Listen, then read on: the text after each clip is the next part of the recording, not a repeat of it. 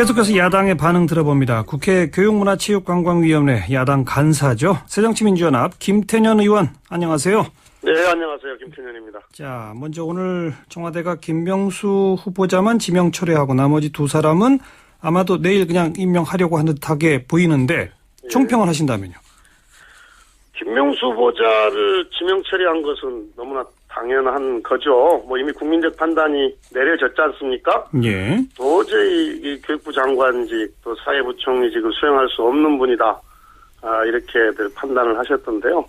그러니까 이걸 지명 처리한 것은 이게 사필 규정인데. 예. 그럼 지금 정성근 후보자를 다시 지금 보냈단 말이에요. 그렇죠. 예. 이건 도저히 이해할 수가 없네요. 예. 그것도 오늘 밤 12시까지로 시한을 딱 못 박은 것, 이건 어떻게 보세요? 협박하는 것 같아요, 국회를. 협박? 사실은 보통 재송부 요구를 하더라도 일주일에서 열흘 정도 시간을 주지 않습니까? 네. 그건 국회에서도 다시 한번 판단해 볼 수 있는 시간, 그 다음에 국민과의 소통을 하는 시간, 이런 걸 주는 건데, 예. 오늘 밤 12시로 해달라. 이건 그런 기회를 주지 않겠다. 그러니까 지금 시그널로 봐서는 그냥 임명 강행하겠다. 예. 이렇게밖에 보여지지 않는데요. 방금 말씀드렸듯이 협박하는 것처럼 보입니다. 그것도 바로 내일 그냥 임명할 것으로 보이지 않나요? 예, 지금 그렇게 보여지는 거죠.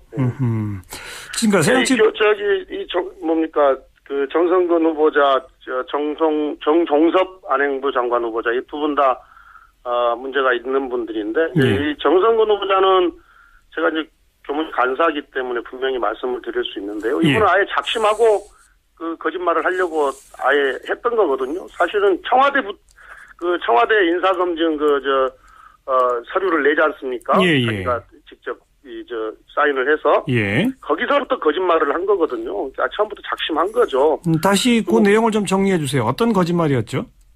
그때 87년도에 일원동의 기자협회 주택조합 관련한 건데 그게 3년간 전매 제한되어 있는 건데 몇 개월 있다가 팔았지 않습니까? 네. 그리고 이제 산 매수자가 1억 원의 가등기를 하고 주민등록을 이전하고 실제로 그분이 거기서 살았는데 왜 1억 원이 가등기가 되어 있냐 했더니 기자 친구 중도금이 모자라서 기자 친구한테 소개받은 임모 씨라는 분한테서 차용을 했고 돈을 빌렸고 그분이 담보 성격으로 가등기를 해달라고 해서 해준 거다 이렇게 이야기를 한 건데요. 그게 완전히 거짓말로 다 드러났지 않습니까? 그런데도 어떻게 청와대에서 임명을 강행하려고 하는지 모르겠는데요. 이렇게 되면은 사실 이제 문체부 장관이 박근혜 대통령이 이야기했던 문화융성 국가를 책임져야 되는 직책을 갖는 장관이 이제 문체부 장관인데 무슨 거짓말 융성 국가를 만들 것인지 그다음에 우리 아이들한테 출세하려면은 거짓말해라, 장관 되고 싶으면 거짓말해라 이런 것밖에 더 가르치는 것밖에 더 되겠습니까? 지금 인사청문회 관련 법에는 그 후보자가 위증 거짓말을 한다고 해서 거기에 대해서 처벌할 수 있는 조항이 없다면서요? 예. 이제 본인 문제이기 때문에 본인은 이제 자기 방어를 할 수 있다, 자기 방어할 권리가 있다 이제 이런 취지 때문에 처벌 조항이 없는 건데 미국은 처벌 조항이 있죠. 매우 중하게 처벌을 하죠. 아니 자기 방어 이건 수사하고는 좀 다른 것 같아요. 수사야 이제 이 자기 방어를 위해서 여러 가지 권리가 있고 그걸 밝혀내는 것은 수사 당국의 책임인데 이 고위공직을 하시려고 하는 분들은 이 국민들한테 본인에 대해서 솔직하게 이야기하는 것 이게 기본적인 자질 아니겠습니까? 그렇죠. 모든 정책에 대한 수용성은 신뢰로부터 나오기 때문에 그 정책을 이끌어가는 분이 국민들로부터 신뢰를 받으려면은 진실에 기반돼야 돼. 진실성이 있어야 되는 거라서 이것은 좀 성격이 다른 거여서 처벌 조항을 넣어야 되는데요. 제가 작년에 국회 정치쇄신특위 하면서 청문회법을 개선하기 위해서 후보자 위증을 처벌하는 조항을 신설하자 이렇게 했는데 새누리당이 반대를 했어요. 그렇게 되면 일단 거짓말을 해서라도 청문회만 통과되면 된다. 이런 건데 이번 기회에 이 문제도 해결돼야 된다고 생각합니다. 논리적으로 봐도 고위공직을 맡으려고 하는 분의 자기 방어권이 거짓말을 해서 자기 방어하라라는 건 아니지 않겠습니까? 그렇습니다. 이것도 법 개정 논의가 더 이어져야 할 것 같고요. 그나저나 어쨌든 청와대가 임명을 강행하면 이건 법적으로는 문제가 없는 거거든요.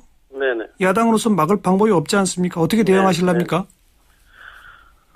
지금 정성근 후보자 관련해서는 언론에서도 그러니까 우리가 흔히 보수, 진보 이렇게 이야기하는데 보수지나 진보지나 가리지 않고 모든 언론 매체가 기사나 사설을 통해서 임명 철회하라 또는 자진 사퇴하라 이렇게 비판하고 있지 않습니까? 또 국민들도 임명하지 말아야 한다 이 의견이 4배쯤 더 많고요. 예. 근데 이제 만약에 대통령께서 이 정성근 후보자를 장관으로 임명한다 이거 어떤 국민들이 용납하겠습니까? 더구나 이제 새정치민주연합 제2야당은 결코 정성근 후보자를 장관으로 임명한다고 하더라도 이분을 장관으로 인정할 수가 없습니다. 장관으로 인정할 수가 없고요. 예. 그렇게 되면 이분 국회에 발 못 들여놓을 겁니다. 예. 황우여 의원을 새 교육부 그리고 사회부총리 장관 후보자로 지명한 건 어떻게 보십니까? 황우여 전 대표는 이제 제가 상임위도 같이 해보고 했는데요.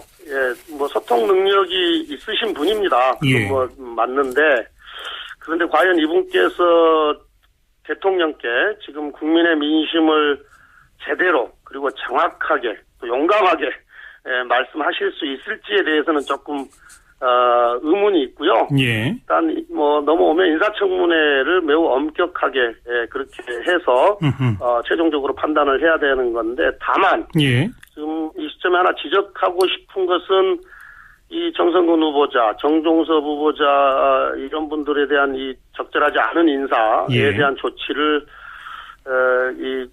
이게 개선할 생각 없이 지명 철회를 할 생각 없이 사실은 느닷없이 황우여 대표를 임명을 했는데 이게 잘못된 인사를 가리기 위한 물타기용 아닌가 하는 생각도 한편 듭니다. 예.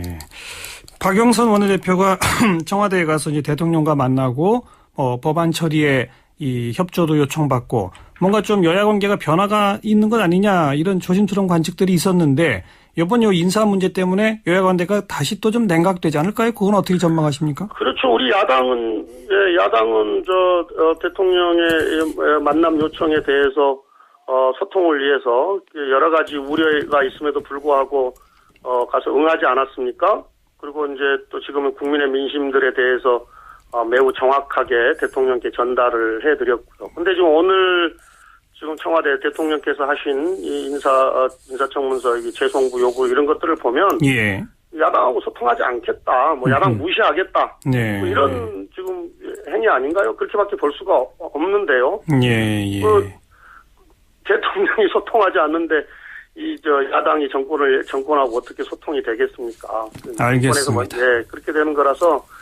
아까 제가 정성근 후보는 장관으로 임명되더라도 장관으로 임명할 수 없다고 말씀을 드렸는데요. 인정 못한다. 인정할 수 없다 이렇게 말씀을 드렸는데 상당한 불편함이 조성이 될 것 같습니다. 네, 여기까지 듣겠습니다. 고맙습니다. 네, 고맙습니다. 새정치민주연합 김태년 의원이었습니다.